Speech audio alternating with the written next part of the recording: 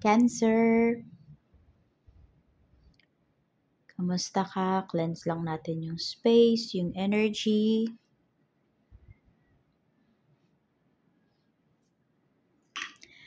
Ayan. Yung reading na to is para sa 2026. Kaya po kung hindi kayo makaresonate dito, Cancer, try mong panoorin yung Sun, Moon, and Rising. Napaka-importante po niyan kasi yung iba sa inyo hindi kayo nakaka-resonate or hindi kayo madalas makaresonate sa inyong sun sign. Try nyo po yung inyong Moon or Rising. At kung di pa po kayo nakasubscribe dito sa ating channel, please subscribe na po and pa-hit na din ng bell button para lagi po kayong updated every time na meron tayong uploads. At kung gusto mo naman na magpa-private readings, na magpa-ritual, mag-avail ng ating products, ayan po ng ating Afeiro, TR's Afeiro Manifesto. Tapos, meron din tayo dito TR's EEA necklace, meron tayo dito TR's bracelet. Ayan. So, ito pong ating TR's Afeiro Manifesto is pang manifest. Kung mahilig kayong mag-journal, may business kayo, may tina-target kayo na amount, ayan po. Perfect po yan para sa inyo. Kahit sino naman, pwedeng mag-avail niyan. Tapos, meron tayo ditong TR's EEA necklace at TR's bracelet. Pampaswerte po yan sa love life, sa career, sa business, sa health, sa travel. Kung meron din po dito na nagmamanifest kayo na mabuntis, ganyan, or mabuntis yung kunwari anak ninyo o yung, ano itawag doon? Manugang ninyo, yung tipong ganyan. Pangontra din po yan sa kulam, sa barang, sa sumpa, sa mga nag-evil eye po sa inyo, sa mga naiinggit. Pwede nyo makita dyan kung sino ba yung mga totoong tao sa life ninyo, or ito bang tao na to, naiinggit ba to sa'yo? Pangontra din po yan sa malakihang aksidente. Kaya po kung interested kayo at 100% yung tiwala ninyo, mag-direct message na lang po kayo sa ating Facebook page, Tarot Intentions by Aliana Reyes.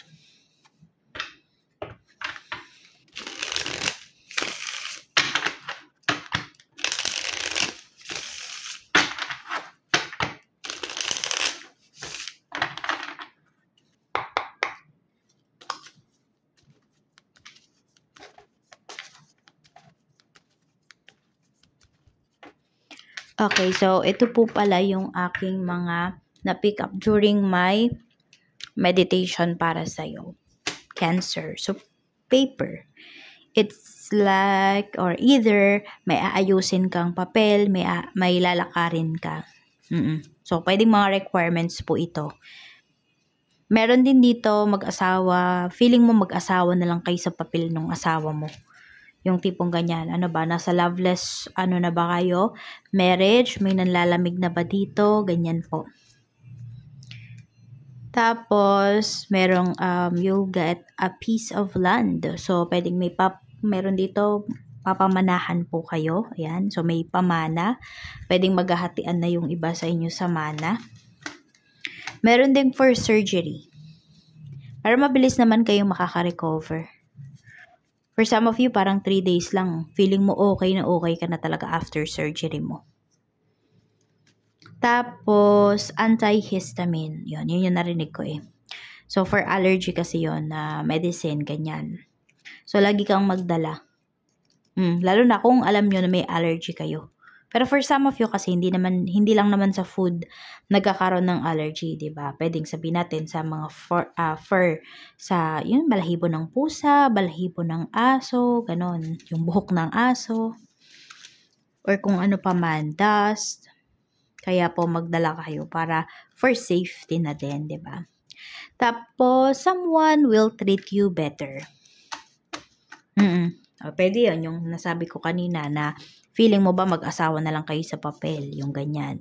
So, pwede po na, yan, mafe-feel mo ngayong taon na to. Yung akala mo na mag-asawa na lang kayo sa papel, pwede po na mafe-feel mo na biglang nagbago yung asawa mo, biglang naging malambing. So, tignan po natin, ano pa yung mensahe. This is for you.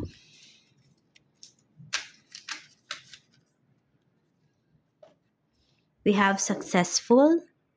So, claim mo na to. Cancer, na magiging successful ka. Successful operation, magiging successful ka pagdating sa negosyo, sa trabaho, magiging successful yung marriage mo. We have gayuma. Kung meron naman dito, magpapagayuma kayo, ayan, magiging successful daw yun. We have creativity equals dollars. Creativity equals money. Siblings. Meron dito, more on, may papaamuhin kayo dito. Some of you na kapatid, ganyan, kasi gusto nyo ng pagbabago. We have dinner date. Ayan po, so may magyayaya sa inyo. Pwede rin mapapadalas po yung pagde-date ninyo ng person mo, ng asawa mo. May gumaganda dito yung finances. It's either ikaw to or yung person mo.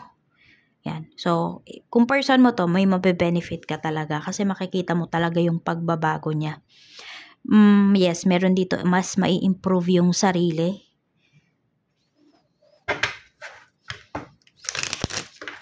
Meron naman dito, pwedeng kapatid mo nga ito.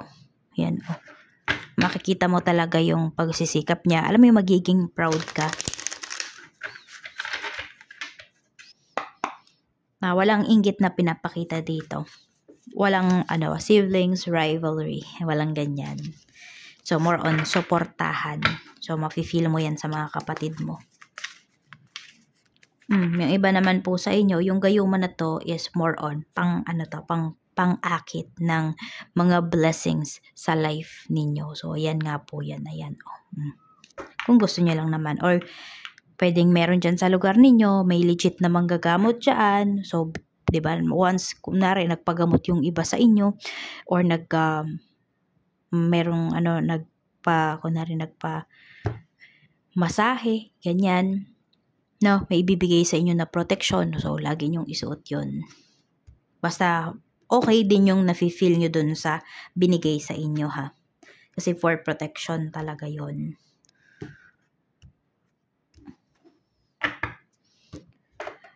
Theme ng 2026 mo. We have 9 of Pentacles. Marami kang masisecure dito. Assets.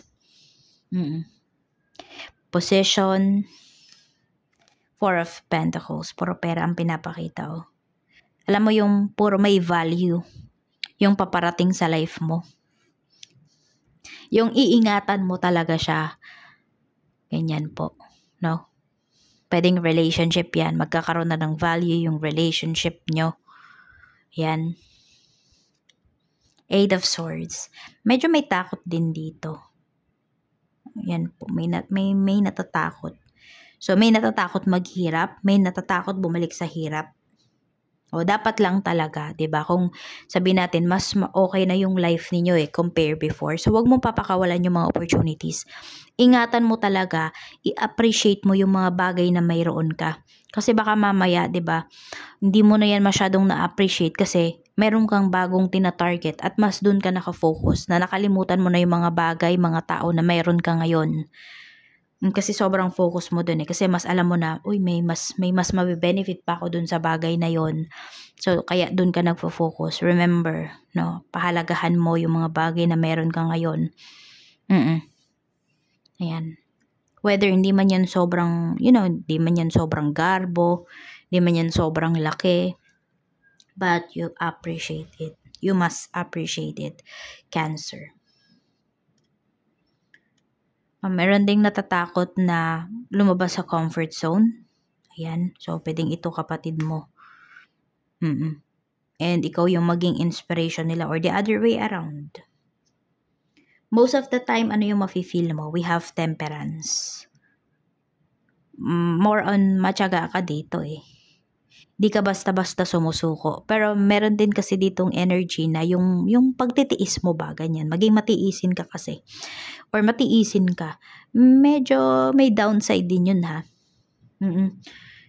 Kasi may mga bagay na, alam mo yun, dapat umaandar na sa life mo. Pero dahil tinitiis mo yung bagay na to kasi nasasayangan ka, yung tipong ganyan. So yun, pag-isipan mo din yun, ha. Kasi baka nga mamaya may mga opportunities na makalagpas dahil dito sa pagtitiis mo, sa pagtsatsaga mo dito.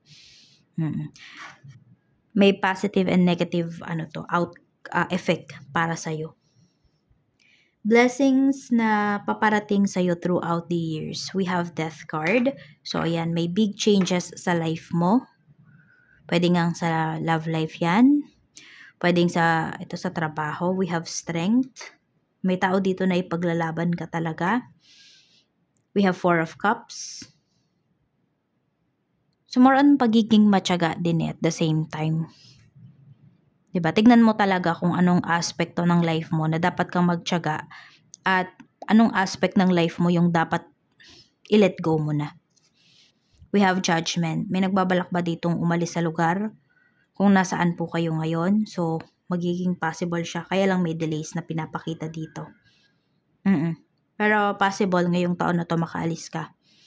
We have the Fool. Sa bagay, meron nga palang yung na-pick up ko, no? Through my meditation, yung may lalakarin kayo or ayusin kayo mga papeles. May travel na pinapakita sa'yo dito. May mag-change ng place talaga. Pwedeng hindi lang ikaw to, pwedeng buong family mo. So, makikipagsapalaran, tipong ganyan po.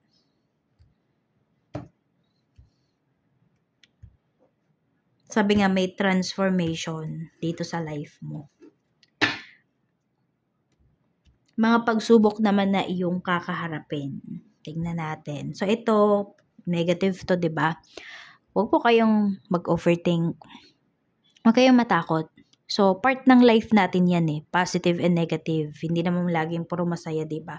Ang kaanuhan lang dito, kaibahan lang, diba, is makakapag-prepare po kayo. Maiiwasan nyo to. Kasi nothing is set in stone pa para sa inyo. We have Queen of Pentacles. Diba may pera nga dito, no? Mag-ingat kayo sa pag-handle ng finances ninyo.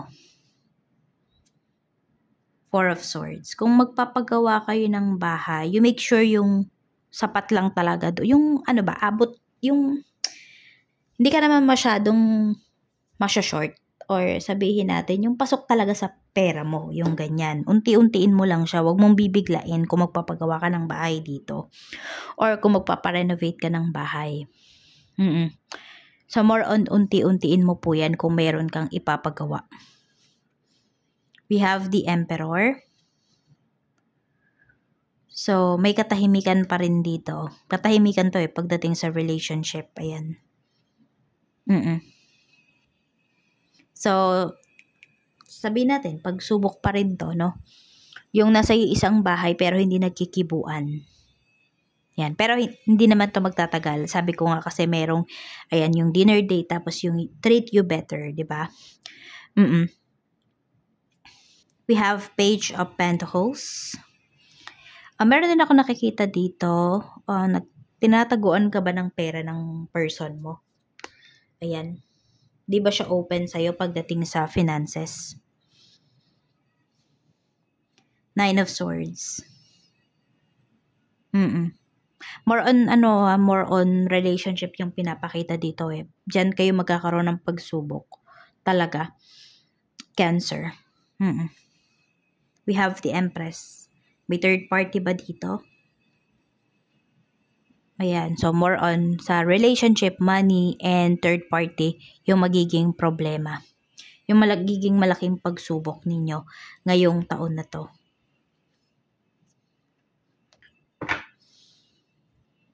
Sige, pili kayo kung worth it pa ba yung pagstay mo dito. Diba sabi ko nga sa'yo, may mga sitwasyon dito na titignan mo kung dapat ka na bang mag-let go or magstay ka pa. Or pagtitiisan mo pa ba? Ayan. 1, 2, or 3. Sa inyo ko lang to ginawa, Cancer. Kasi, ewan ko, nafe-feel ko na need nyo to. Okay? Lalo na yung iba sa inyo, kung hindi nyo po kayang magpa-private reading, so, ito na lang muna. Kung nakapili na kayo, umpisa natin kay number 1, okay? Worth it pa ba yung pagstay mo dito? We have Queen of Swords. Hindi na po, no? Kailangan mo daw maging matalino. Sige, sabihin natin, magstay ka. Pero you make sure na may mabe-benefit ka. So, isip po daw ang pagganahin mo dito. Sabihin natin nga kung may third party na involved. Yan. So, ayaw mo naman na si third party lahat yung makinabang, diba? Pagdating doon sa mabe-benefit niya sa asawa mo. Whether babae man yan or lalaki, ano man yung gender po ninyo, yan. Kailangan isip daw yung pagganahin nyo. So, hindi na worth it na magstay ka pa for, alam mo yun, yung gusto mo na bumalik kayo sa dati, yung tipong ganun, or nag-hope ka pa na bumalik kayo sa dati. Kasi, ang lagay dito, no, yes, magkasama kayo, pero feeling mo single ka, ganun. Feeling mo nag-iisa ka lang. So, no na po. Worth it pa ba para kay number 2? We have the moon. Ikaw naman dito, naguguluhan ka na talaga. Sige, kuha pa tayo dito. We have justice. Worth it pa to. Worth it pa na magstay ka.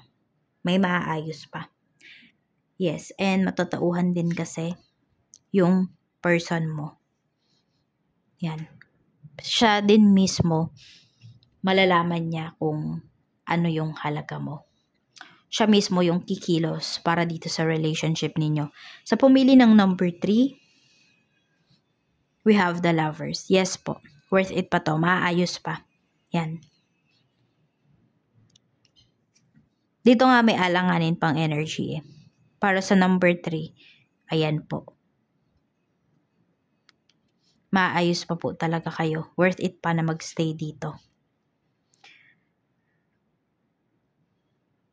Tignan na natin kung ano pa yung mensahe para sa'yo pagdating naman sa family. Okay?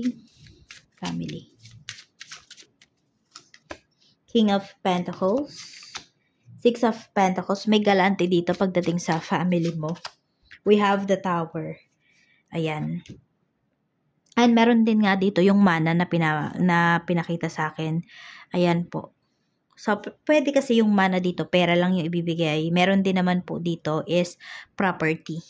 Yan. So, ayan nga. Hahatiin na. Paghahati-hatian na yung mana dito. Sa family.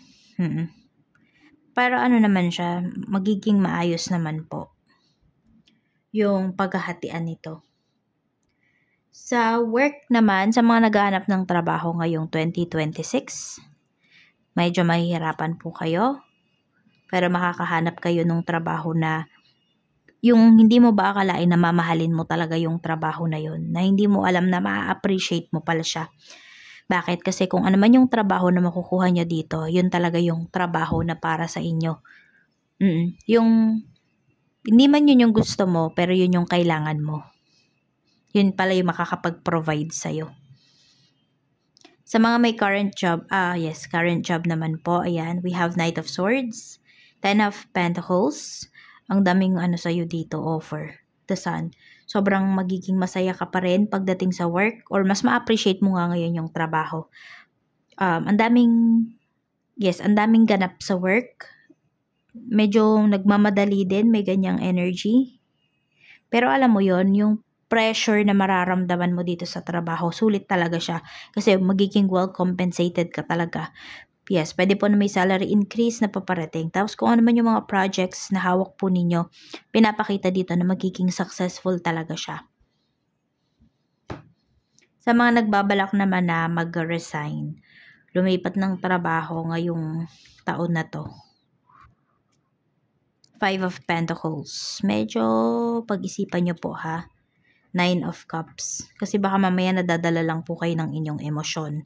We have Wheel of Fortune. Pero kung desidido na talaga kayo, wala na kayong pag-aalinlangan dun sa paglipat ninyo. Basta kailangan 100% ha. Yan. Hindi yung, kasi yung iba, di ba? Magre-resign ba ako or hindi? No, kung pagpasok pa lang ng 2026, alam mo na kaagad, Cancer, na magre-resign ka. Go mo yan. Kasi ito, madaming opportunities na paparating sa'yo. May big break na paparating sa'yo. Whether ito man ay sa ibang trabaho or negosyo, go mo to. Kaya kung desidido ka na, go mo na talaga yan. Wala nang atrasan, kumbaga. Sa business naman po, sa mga gustong mag-try mag-business ngayong 2026, we have the Hangman, Knight of Pentacles, we have the World. Okay, huwag kayong magmadali dito. Pag-aralan nyo daw muna. Hindi ko kasi nakikita agad yung yung progress ba.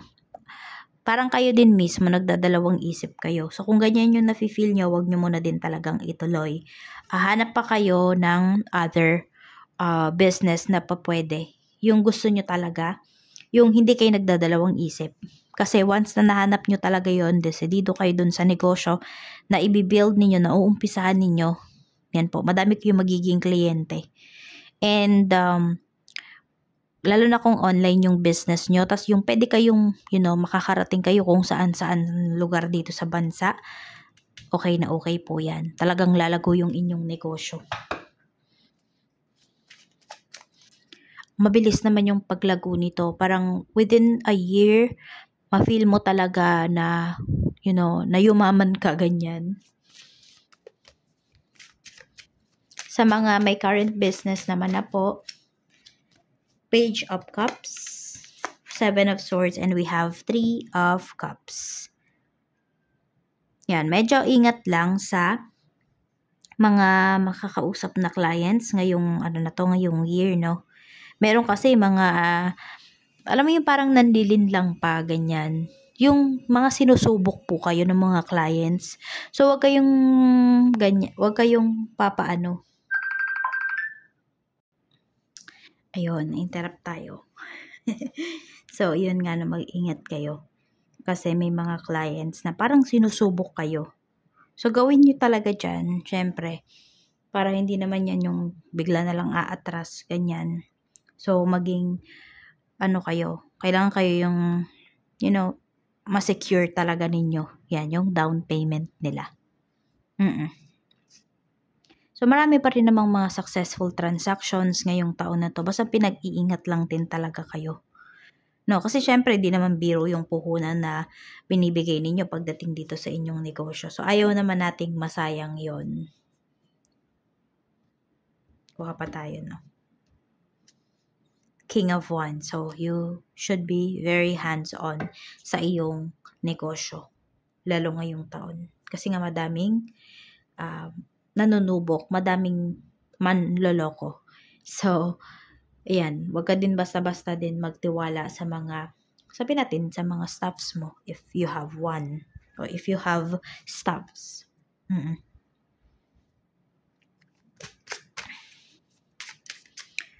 Check naman natin ang business.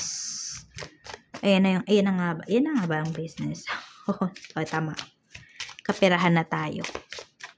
Kung nalulugi yung business nyo. Okay, makakabawi ba kayo ngayong taon na to? Yes po, yan. Makakabawi kayo. Kaya nga kailangan maging sigurista kayo. Kaperahan mo, we have Knight of Cups, Seven of Pentacles, and we have the Chariot. So, successful ang pag-iipon. Cancer. Ayan. Meron ding makakatulong sa'yo dito. Okay. Yung meron dito kung marriage kasi for foreigner yung nakikita ko. So, baka meron kayong karelasyon na foreigner ngayong taon na to, possible na magpakasal, or kung kasal na nga yung iba sa inyo, maging maayos pa yung inyong relationship. So, mas gaganda yung kaperahan ninyo dito. Mas makapag-focus kayo sa inyong money, mas makapag-focus kayo sa pag-iipon po ninyo. Meron din makakabili ng sasakyan or magpapalit ng sasakyan, pwede rin. Ayan po. Maganda yung pinapakita dito in terms of your finances. Basta matuto kayong mag-ipon. Or mayroon nga dito, mawiwili kayong mag-ipon ngayong taon na to.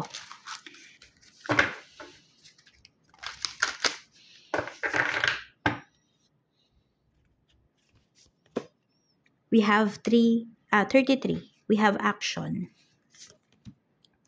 44. We have stability. And we have 444. 444. Protection. So, action na ha, para maramdaman nyo na yung stability. Sabi ko nga, yung sa mga magnenegosyo, 'di ba? Yung parang 1 year lang, mafe-feel nyo na talaga na yumaman kayo. Ganyan. Kasi umaksyon kayo. 'Di ba? So, ang kailangan nyo na lang is proteksyonan yung inyo pong, yung source of income ninyo. Protect your mind, protect your heart. Kasi malaki din talaga yung impact ng ating emosyon, ng ating isipan doon sa mga gagawin natin, sa mga mangyayari sa life natin. Ang health naman, kamusta po ang health ni Cancer?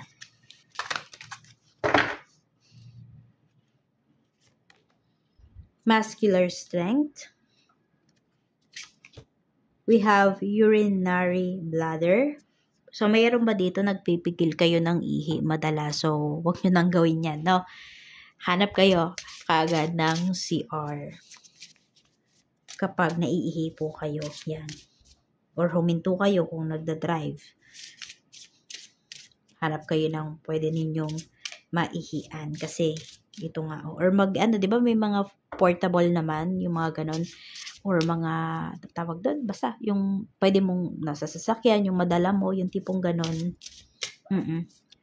So, pwede rin, yung iba naman po sa inyo, meron ba dito yung ano yun, di nyo naman mapigilan na iihi kayo. So, pwedeng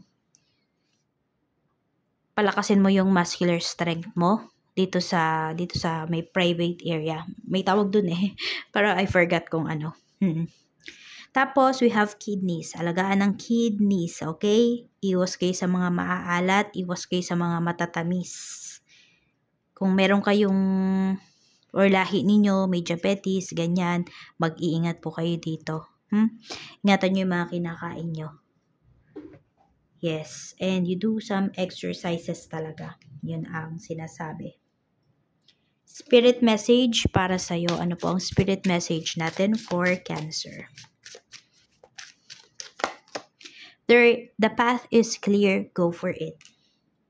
Yan, ano ba yung mga gusto nyong umpisahan na? Ano yung mga gusto nyong tahakin? You go for it. Gawin mo na. Huwag ka nang magdalawang isip, huwag ka nang magpatumpik-tumpik pa. So, madalas nyo makikita ngayong year na to is number 33, 44, and 444. So, ayun nga. Pag nakikita nyo tong number 444, pinoproteksyonan po kayo. No? So, pwedeng may threat sa paligid. Pag number 44 naman, ayan po, stability. So, kung ano man yung mga paparating po sa inyo, yan, at alam ni universe na ito ay makakatulong sa inyo, makakatulong sa stability ninyo, makikita nyo yung number na yan. Pag nakita nyo naman yung number 33, it's time to make actions na daw. Wag na kayo dasal ng dasal. Okay lang magdasal, pero wag sobra-sobra. Yung tipong puro dasal na lang yung gagawin ninyo. Umaksyon na daw po kayo. Okay, so yan lang yung mensahe para sa'yo, Cancer. Good luck and congratulations para sa'yo ngayong taon na to. Kayang-kaya mo yan. Go for your goals ngayong 2026.